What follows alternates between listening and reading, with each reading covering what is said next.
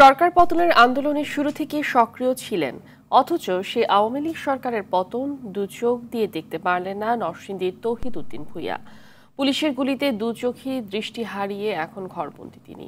চোখে দৃষ্টি ফিরিয়ে আনতে সরকার ও দলের নীতি নির্ধারকদের সহযোগিতার পাশাপাশি দোষীদের বিচার চায় পরিবার ও এলাকাবাসী। নরসিংদী প্রতিনিধি নূরে আলম রনের রিপোর্ট, জানাচ্ছেন জুবায়ের রাজিন।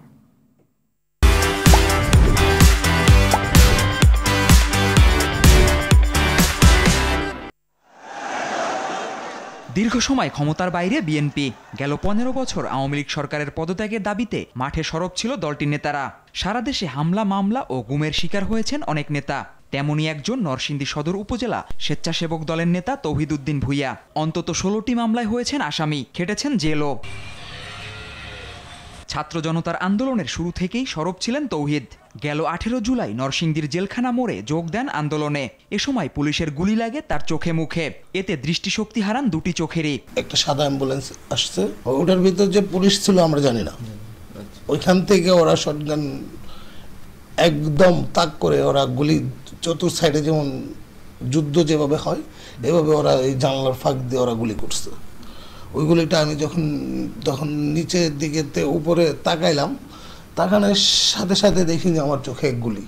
সরকার ও দলীয় সহযোগিতার পাশাপাশি দোষীদের বিচারের আওতায় আনার দাবি পরিবারের। আমি চাই আমার হাজব্যান্ডের বিচার হোক, আর যারা যারা সন্তান মা হারাইছে বা কেউ বউ হাজব্যান্ড হারাইছে তারারও বিচার হোক। এই অন্তর্বর্তী সরকারের কাছে একটাই আবেদন থাকবে, আমার ভাইয়ের যারাই আমার ভাই দুইটা চোখে অন্ধ করেছে তাদের যাতে বিচার করা হয়। দুইটা নন হারাইছে, ছেলে মেয়ে আছে, মানে কি করবো তাই নিয়ে। ছোট 3টা বাচ্চা নিয়ে আজকে অসহায়ভাবে বাড়িতে বসে আছে। এই মতো টাকা পয়সা বহুত টাকা খরচ হয়েছে। অনেক খারাপ লাগে, আমরা দেখলে মনে করেন চোখে দিয়ে পানি পড়ে, কিন্তু কইতে পারি না বলে কি মন যে লাগে।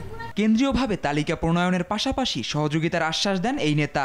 দেশব্যাপী যারা এই আন্দোলন সংগ্রাম করেছে অথবা সমর্থন দিতে গিয়ে যারা আহত হয়েছেন তাদের ব্যাপারে দল খোঁজখবর নিচ্ছেন।